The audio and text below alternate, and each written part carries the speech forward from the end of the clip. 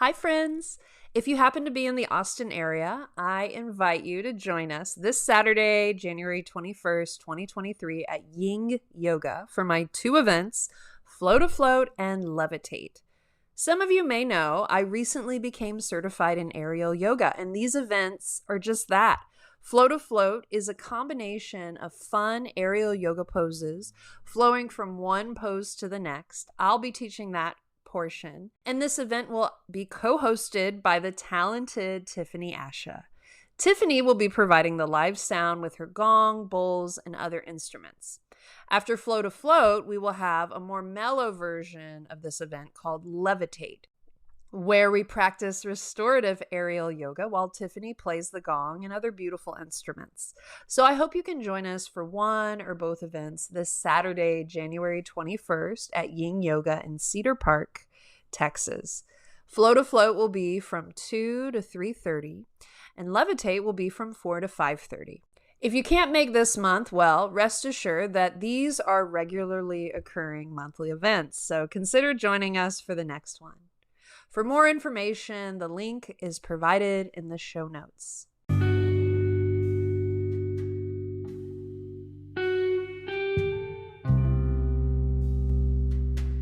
Hey friends, welcome to Yoga and Podcast. This show highlights the science and brings the magic of yoga and mind-body practices down to earth for the everyday person to help you live your best life.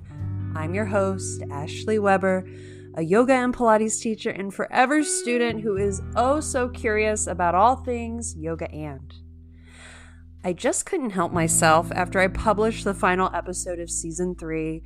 I thought I'd treat you to one of my personal favorite episodes, actually one of my very first episodes as well, Yoga and the Highly Sensitive.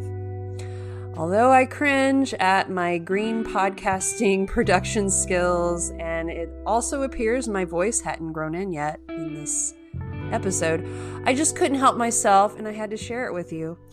I love all things that discuss the link to yoga and the highly sensitive, because my highly sensitive self would be simply a hot mess without yoga and meditation practices and rituals.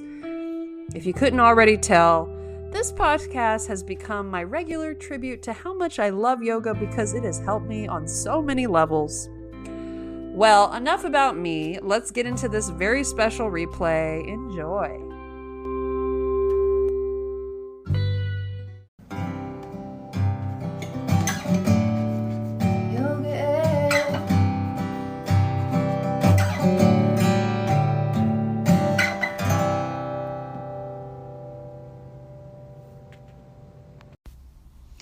Well, hello friends, welcome back.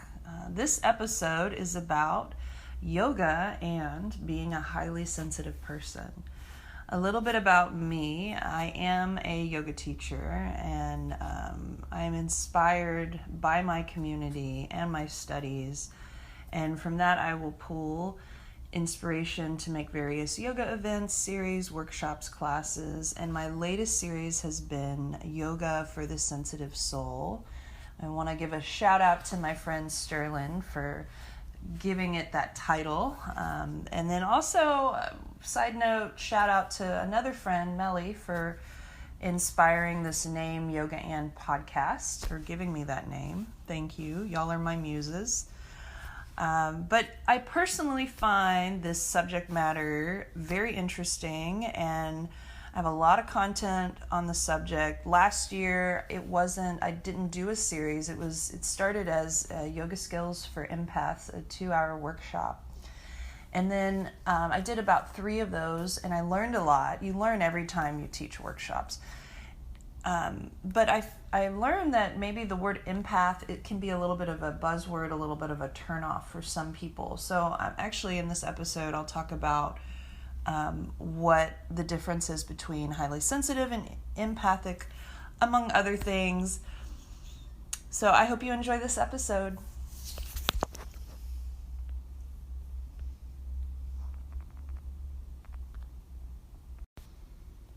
All right, yoga and the highly sensitive.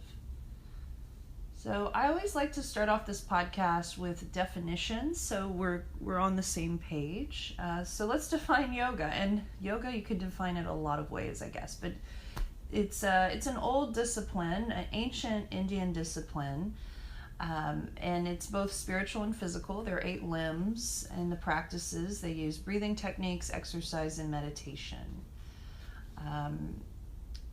Moving on to what is highly sensitive. A highly sensitive person is someone who experiences physical, mental, or emotional responses to stimuli. Someone whose volume is on 12 at all times.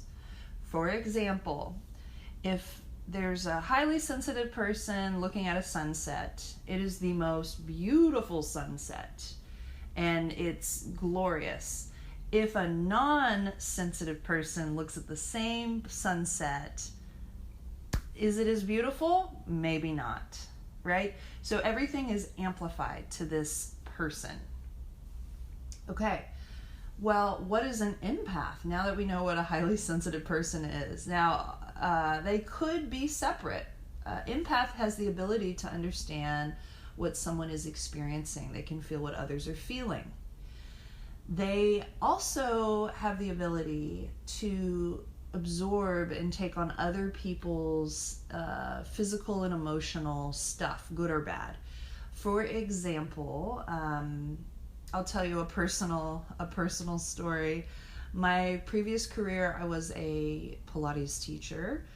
I worked with a lot of post-rehab people, a lot of low back pain. I would work with people one-on-one.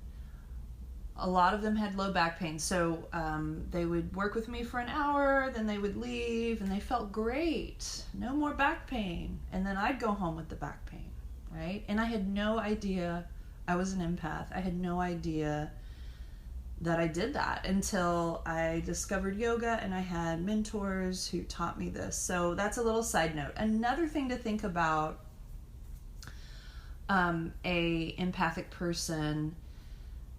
Well, 2 things. You might be an empath if you're the one at the party, you're at a really fun party, and there's like always that person with the sob story that comes up to you and tells you their sob story, and you're having a good time.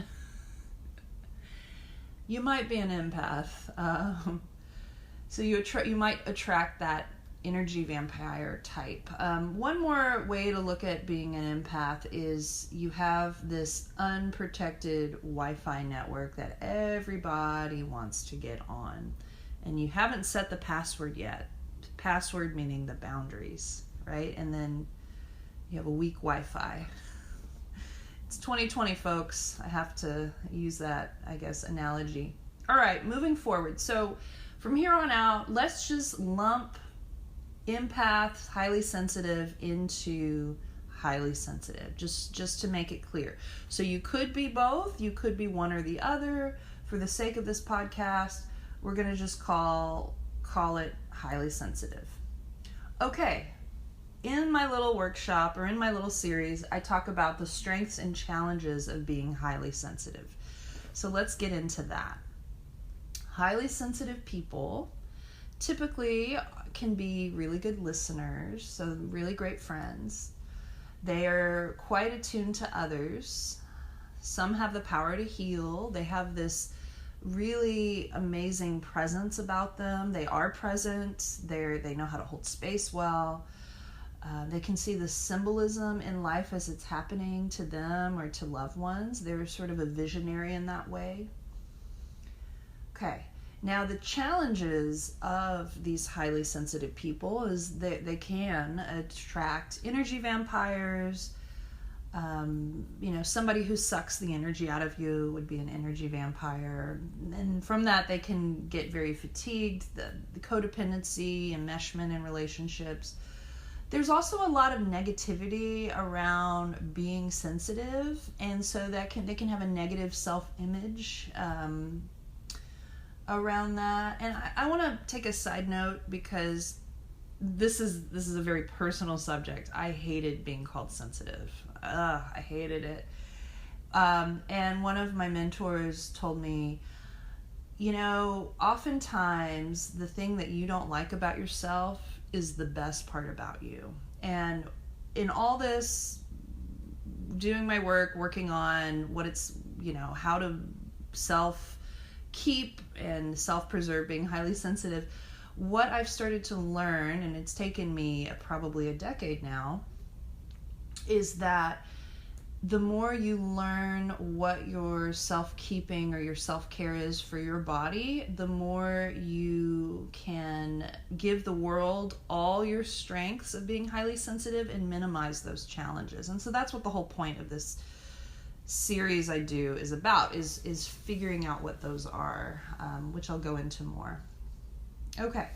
So going into that 4-week series, I'm looking at all my notes. It's very organized. It's actually really easy to do podcast. I had no idea. Okay, so the Sensitive Soul series is all about yoga and subjects adjacent to yoga. So we touch on Ayurveda, which is a sister science of yoga. It's like ancient Indian medicine. We touch on the chakra system. If you don't know what chakras are, there's 7 energy centers within your own body, and they pertain very much to yoga. We also do breath work, meditation practices. So all of this is yoga based. And it's an exploration, but with the intent on remembering who we are as individuals and what our individual needs are. So my job is to give people the experience of, say, a chakra meditation. What does that feel like? What does it feel like to do Nadi Shodhana, alternate nostril breathing? And they take what they want from the series, they leave what they don't, and the idea is they apply what they learned in the series to their daily lives, or every few days.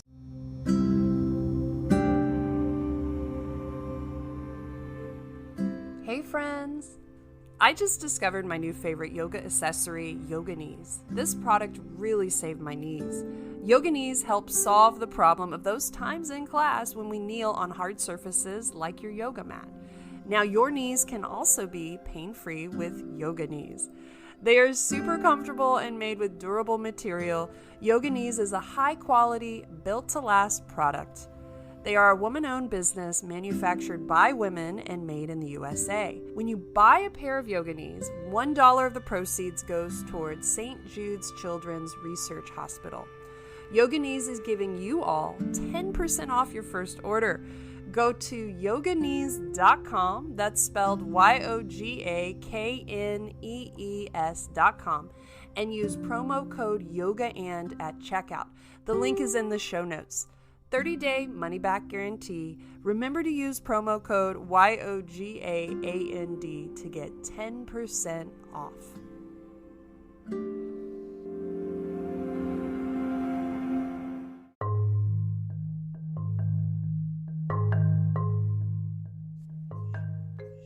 We all have a voice and something important to share with the world. Now it's easier, more than ever, to make a podcast of your very own and to amplify your voice thanks to Anchor by Spotify.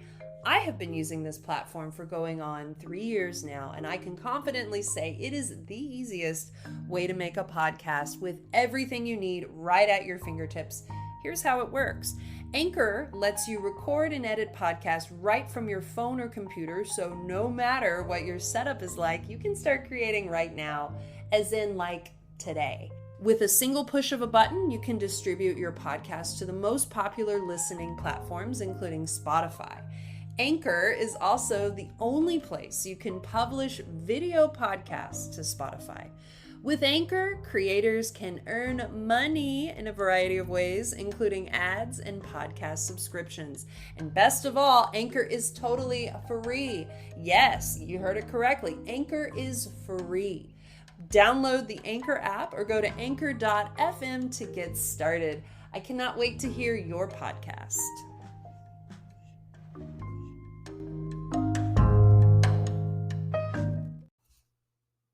And we're back. So why specifically yoga? Well, yoga is roughly translated the yoke, meaning to link the mind to the body. I think it's especially easy for the sensitive to disconnect in this way. The world's on level 12, it's overwhelming, I find, for some. Being a former Pilates teacher, which is also a mind-body discipline, it doesn't necessarily focus on yoga and the nervous system the same way yoga does. In yoga, there are 8 limbs. Only one is that asana practice, the yoga postures, the one that you go to a yoga class and everyone's moving, right? Something really interesting I find about yoga, there's 8 limbs, there's a lot of depth. And one piece is a code of conduct, personal restraints, the niyamas and the yamas. And so you can think of it maybe like almost the 10 Commandments, but not. Sasya is cleanliness of the body and mind. Tapas is self-discipline. Niyama, Svidyaha is study of the self. And so these are just some examples of these. These are sort of the integral pieces. It's more than just yoga postures, but we are taking the time to cleanse the body and the mind. So there's practices in Ayurveda that we touch on in the series to help cleanse the body and the mind, the self-discipline of the self-care, the self-keeping, the self-preserving, the study of the self, meaning it sounds kind of corny, but I have people take quizzes throughout the series. I have them take an empath quiz. I have them do a dosha quiz. And I love it, and I think they kind of love it too. And it's a way to just kind of see where you're at and the spectrum of being an empath, what your constitution is in Ayurveda, in the dosha system, to get a better sense of yourself. And then yoga has a whole practice called pranayama, breath work. And this, I think, is a game changer if you're highly sensitive. Not only do breath practices put you in your body, connect your mind to your body, remind you that you are whole again, but they also help to regulate the nervous system, which if you're living in a world where everything's on level 12, it can be overwhelming. So having something to down-regulate your nervous system that you can access to at any time is quite nice. Going back to the yoga and the more what we might know of yoga, the actual asana, the postures, a slower paced yoga, the slower pace can facilitate putting you back into your body. You can take your time to feel the earth beneath you as you set your feet on the ground, as you set your knees on the ground, right? You can slow down enough to deepen your breath, elongate your breath, and then match that with your movement. You can start to feel the connection between the earth and sky. So a great example of this is mountain pose. Mountain pose is where you're standing up.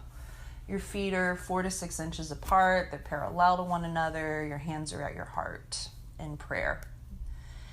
And you can start to root your feet down into the earth, and you'll feel this rebound of the earth pushing back up to support your feet.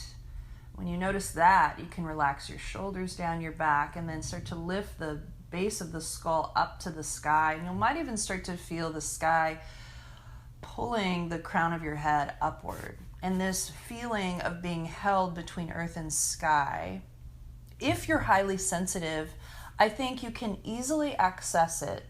It takes practice, but there's nothing more, in my opinion, comforting than feeling that universal alignment. And then it feels like something bigger than you is holding you in place. I don't know, it's very beautiful. So I had a lot of coffee this morning. I could go on tangents, but I won't. So the takeaway Yoga specifically can help regulate your nervous system. It can create mindfulness, awareness. It helps to facilitate embodiment. One of my students shared this really beautiful quote with the group, and I have found it useful for myself in bringing my energy back. So I'll read it to you. I call my energy back to me. All my energy that is scattered other places, I call back to me. All the energy in my body that is not of me, I return to the earth to be transformed into something greater. I lovingly release all energy that no longer serves me, all the energy inside of my body, all the intentions I set forth is of me for me. That quote is by Sarah Faith Gottsdeitner. I hope I'm saying that right. All right, guys, that's the end of this podcast. If you have requests, comments, please comment. I'm on iTunes. Please leave me a review. That would be really helpful. I'm just starting out. You can email this podcast at yogaandpodcast@gmail.com. And is spelled out, so it's YOGAAND podcast@gmail. I'm also on Instagram. My handle is Yoga and Podcast. See you next Tuesday.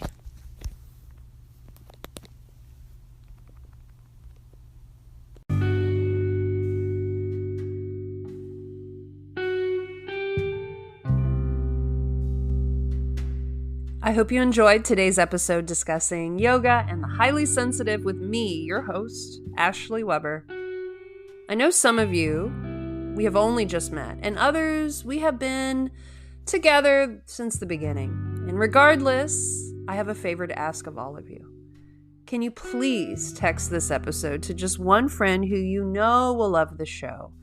I thank you in advance for the favor. Word of mouth helps support Yoga and Podcast in reaching a greater audience, and I cannot grow without you.